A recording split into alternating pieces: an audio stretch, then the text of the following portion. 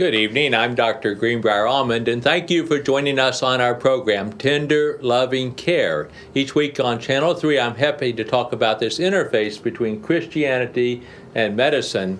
And tonight we're going to be talking about parenting and, of course, about accepting children who may have special needs and even children who may be genius or have exceptional qualities that make them unique, but maybe not a typical child for our family.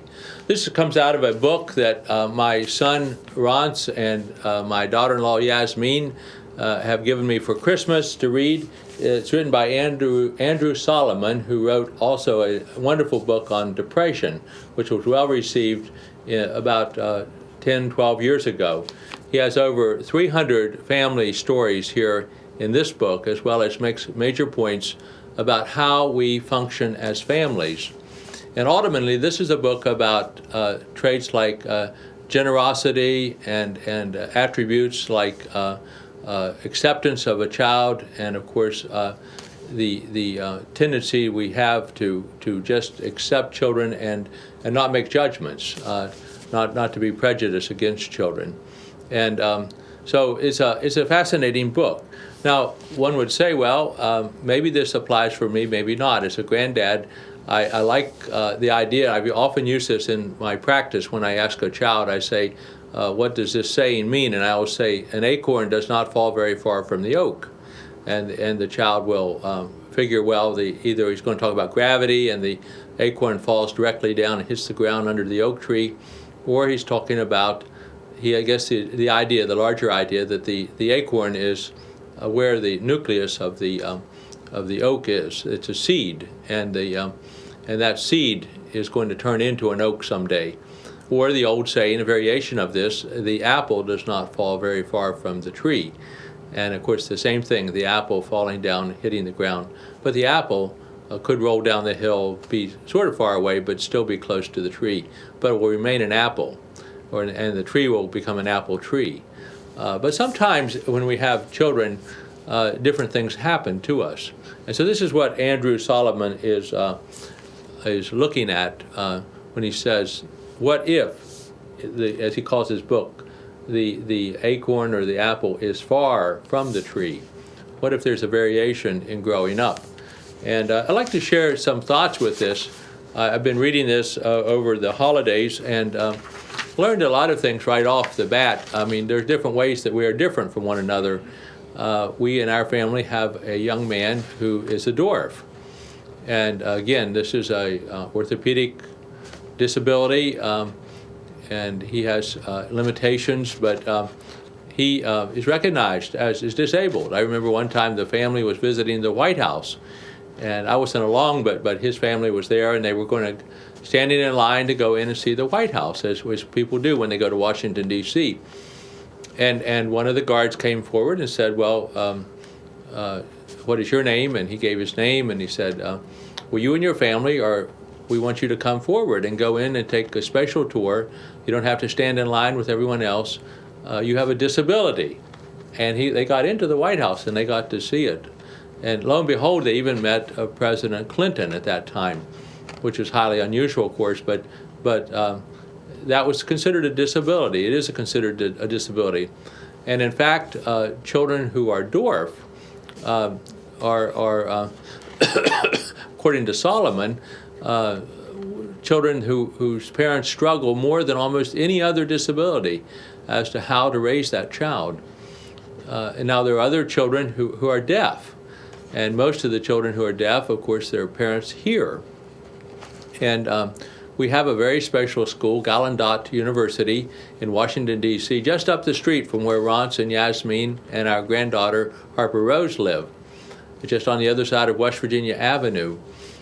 They're about 1.5 miles from the Capitol. This is a university that Abraham Lincoln authorized to give degrees while he was president. So it's been in operation for a long time and does a great job. And of course, sign language is really the second most used language in the world. And if you think of it, began with France into England and into America, and of course, sign language has gone around the world. And maybe all of us ought to know sign language. I mean, this is thank you, like that. This is a female, like the long hair coming down the side. The male is the baseball cap.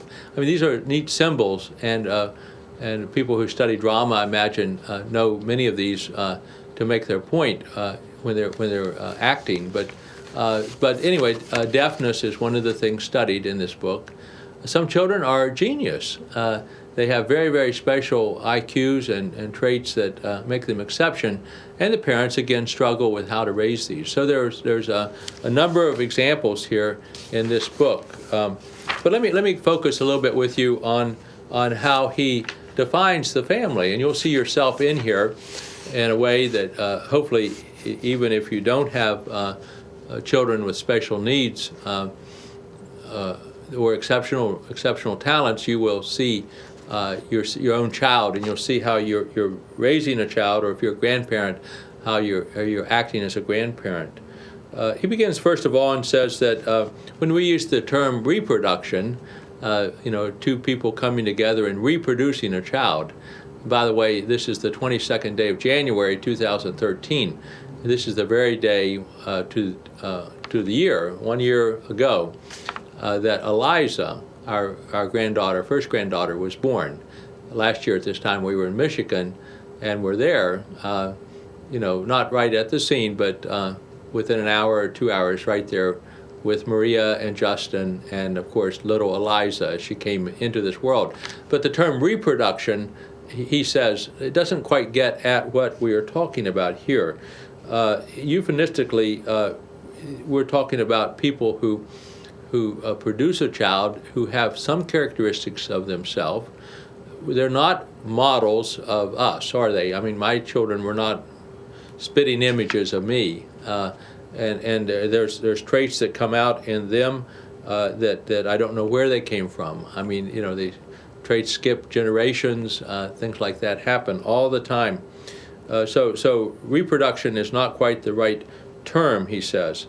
And you can see right away in the first paragraph as he writes his book, he's going to get deeper into subjects than many of us do in conversation, searching for the meaning of words and seeking for the exact right word.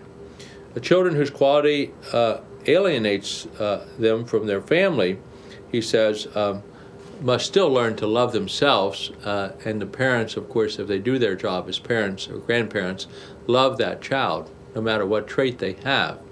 And I'm sure that's loving our own children is a exercise in imagination, he says. One time I remember reading a book written by a pediatrician. He said, now if you are the parent of a child who's easy to raise, then you write books.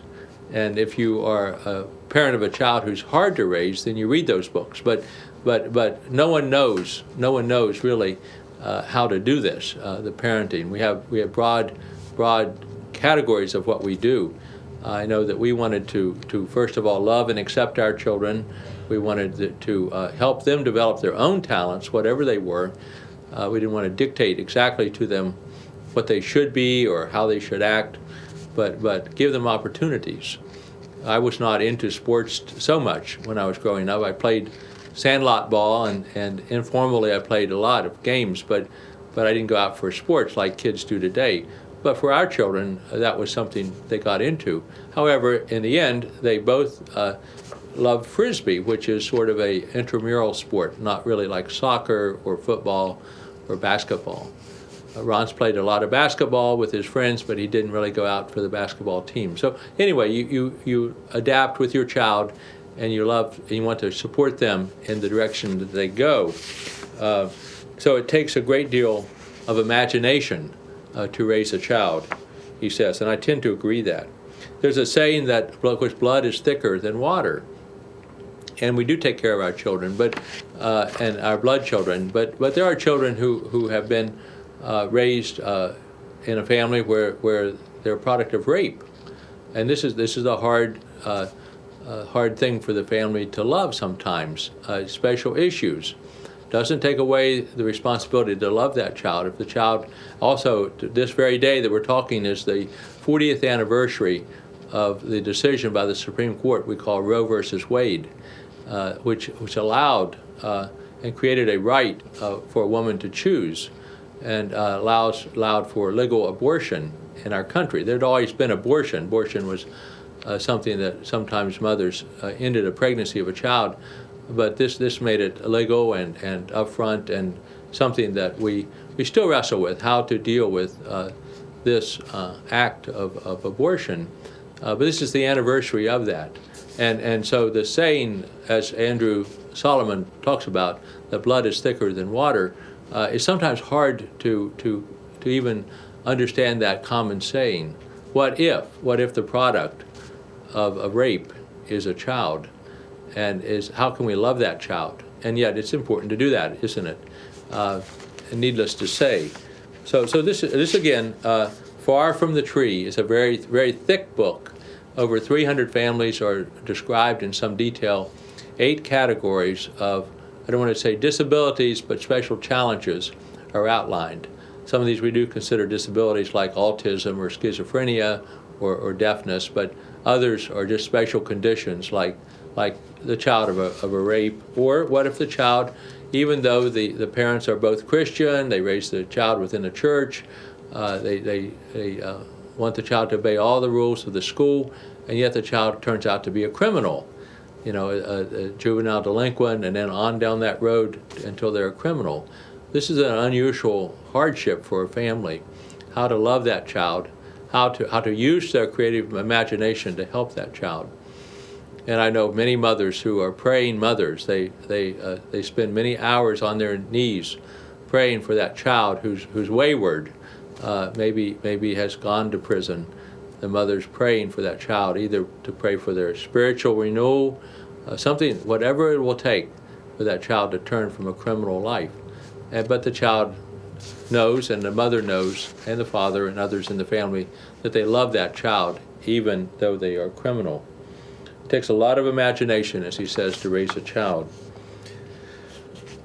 A psychoanalyst, D.W. Winnicott, said, "There is no such thing as a baby," meaning that if you set out to describe a baby, you will find yourself describing a baby and someone.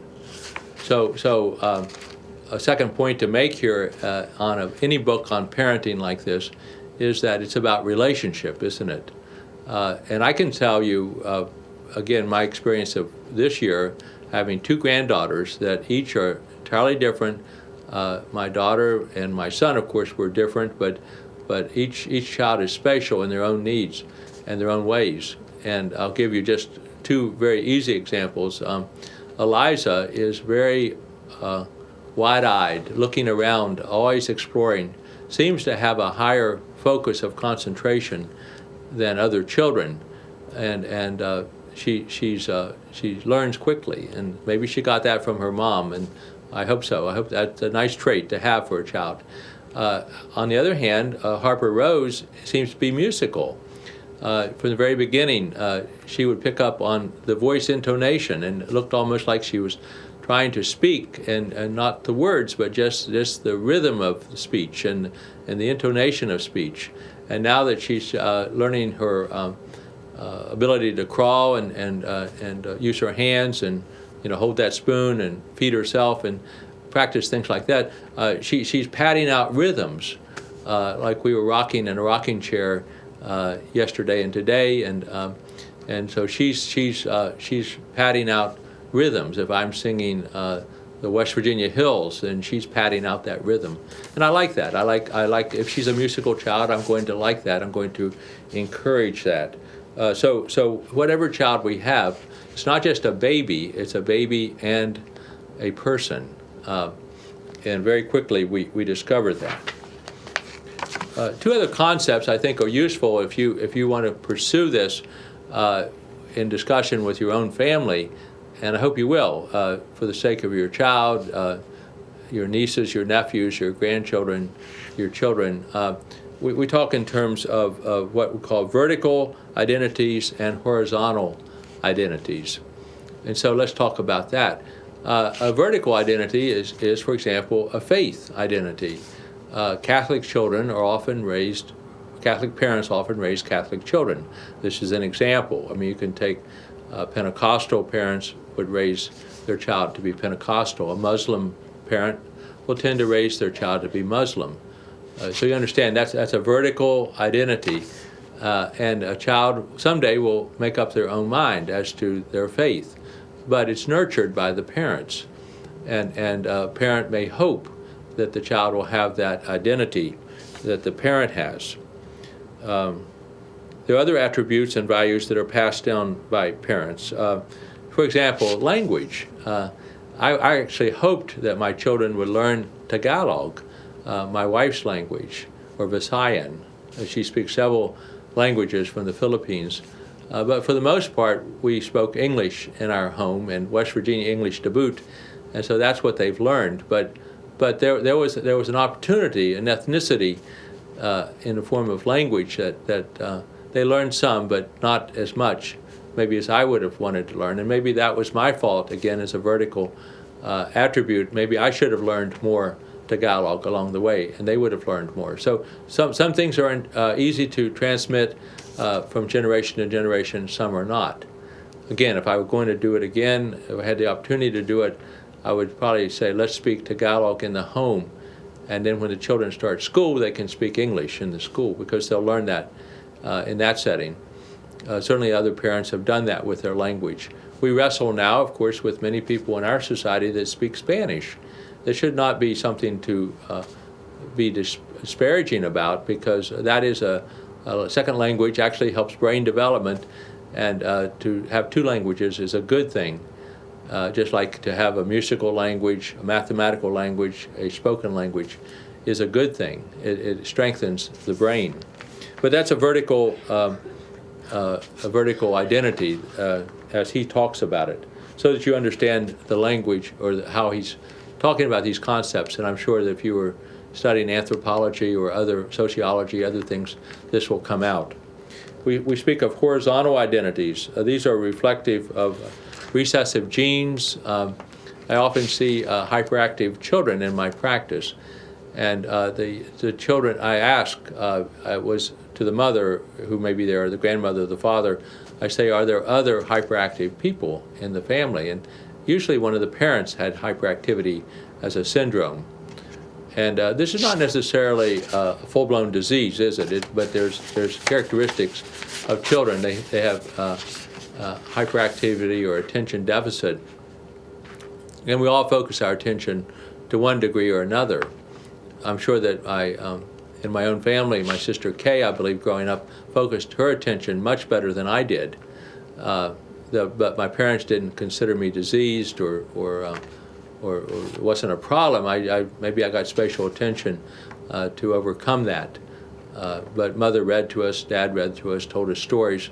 We had special ways that we could increase our attention. And today I encourage children to play out more green time, less screen time, because I believe physical activity will also help children then when they are trying to read or focus to do that in a better way and more efficient way. So those are horizontal identities. We could think of other things that may be there: autism, intellectual disability, things of that nature are horizontal identities. The parents don't necessarily want those traits, but there they are. And we don't even know now, autism is a whole other topic, but perhaps 1 in 75 children have some type of autistic spectrum disorder. And so we're a little concerned why this horizontal identity is cropping up so much. Well, let me go on to a few other things here in our remaining time. This is a very thick book, a lot to talk about, and I'm just hoping to wet your whistle, to use another old saying, so that you might want to get into a discussion, either take this book out of the library, far from the tree, or get into a discussion with people who have read this. Maybe there may be a parenting class that you're a part of, or a grandparenting class, or something like that. Well, the themes are, of course, generosity. I mentioned this before. I love this statement of Robert Frost. Robert Frost, by the way, we just had a new president inauguration. I mean, we re-inaugurated President Obama in a wonderful ceremony. Made me proud to be an American, to see this on TV and to know that we are exchanging. We have an election, and the government continues peacefully. We didn't have people being shot. I don't know that I don't think the election was in much dispute. I mean, there was a pretty clear victory for the president, and the government's transitioning without violence. And so I'm proud to be an American, just because I believe our republic is continuing to work. But anyway, I remember Robert Frost, as a poet, came to President Kennedy's inauguration and read a poem.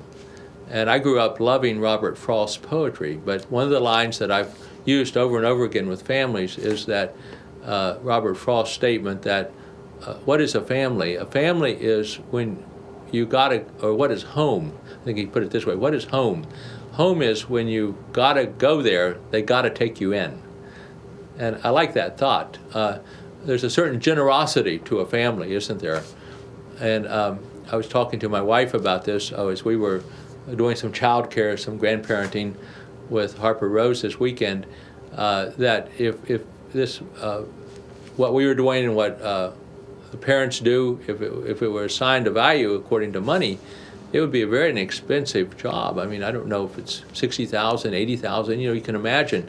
There's nursing duties, there's teacher duties, of course there's nanny duties, housekeeping duties, on and on. You can think what a mother does or what a grandparent does when they're taking care of a child, and so it's taking care of a child is a matter of generosity, and it's seldom that I've seen that parents reject that role. They struggle with it. It's expensive to have children, but generosity is one of the ways to receive a child with special needs. And Andrew Solomon talks about that in his book too. Acceptance is another trait that I think is important. When we realized, and we were fortunate that Maria had special talents, and I'll give you one example which floors me to this day, but this is true. I was a chemistry major at Wesleyan, and I enjoyed that. It was a stepping stone for me to medicine. So I don't hold myself out as a chemist, but I had the periodic chart of elements up on the wall in our house. I'd posted it, and somewhere along the line I picked up the elements, and I had never really certainly memorized the elements. I didn't know their atomic weight. I generally knew the order. I knew where gold was, someplace like 79 or something like that. Anyway, it was a element people were interested in, isn't it? But I didn't know the whole chart. But it wasn't too long as Maria was growing up, and she was still before kindergarten, that we realized that she knew all the elements and all the atomic weights. And who told her that, So we had a very special child. But we attempted to raise her with total acceptance, and we didn't want to certainly force her to study something she didn't want to study, or force her to stay indoors and do chemistry or physics or something when she was young. We wanted her to play outside and ride her bike and do everything that she can do that would make her a perfectly normal and well-adjusted person. And we're pleased that when among her friends now, they will even say to us, well, you have one of the most well-adjusted children we've known. And so that makes us happy, even in her, now that she's an adult and a doctor. So just to say that that acceptance is very important for a child, whatever their special needs may be. And looking for the third trait here, but anyway, tolerance. Tolerance is another one. Some traits that children will have are going to be hard for the parent to tolerate. I suppose if we had someone had a criminal child, a child who was always getting in trouble, that's going to be very, very hard for the parent. But they need to be tolerant of that trait, and of course not allow it to run rampant, but channel it and control it, and I always teach families, I say, let's do this, set up all the structure we can before they become teenagers, because after that it's going to be hard.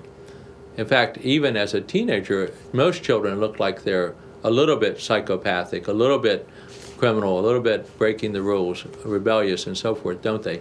I liked James Dobson's illustration of shooting the rapids, since we know what rapids are in West Virginia with the New River and the Gauley. But when you go see someone going down the rapids, it looks like for sure they're going to crash. There's going to be a fatality. There are going to be major injuries. But you know, way ahead of any accidents, most people get through rapids, you know, as a sport without injury. And the same thing about being a teenager. Most teenagers get through being a teenager without hurting themselves or hurting other people too badly. But it does require a certain degree of tolerance for that to happen. But what if there are other traits like that? Or what if the trait was the homosexuality of a child? Maybe they were exploring their own sexuality and they come up with the idea that they may be homosexual. It requires not allowing that to happen if that's not part of the family structure at all, but it requires some tolerance of acceptance of the child for who they are, loving them, and then guiding them. For example, I would assume that someone who may be effeminate could still have effeminate traits. If someone loves to sew, let them sew. If someone loves to cook, let them cook. But and those are effeminate traits in my mind. But they don't have to be having multiple sexual partners or anything like that that we might interpret a gay lifestyle. There's a certain tolerance there that a parent has to have and encourage the child and love the child all the way along, but channel the child. Well, this is the type of thing Far from the Tree explores. These are big topics, and it's I think it's an important book. I'm glad that Ronce and Yasmin gave it to me. One year, Maria and Ronce both gave me the same book. It was about the tipping point, and it's an important book too about how we change in our culture and how things take place. And I appreciated that, and it was interesting that since I guess that they thought my imagination was pretty big, both my kids gave me the same book to read for Christmas. Well, until the next time, this is Dr. Greenbrier Allman thanking you for joining us on our program, Tender Loving Care. Special thanks to Channel 3 for the opportunity to come your way. And if you're inclined, I hope you would get a book, Far from the Tree, by Andrew Solomon, an excellent writer, writing about children with special needs and the role of family. We'll see you next week.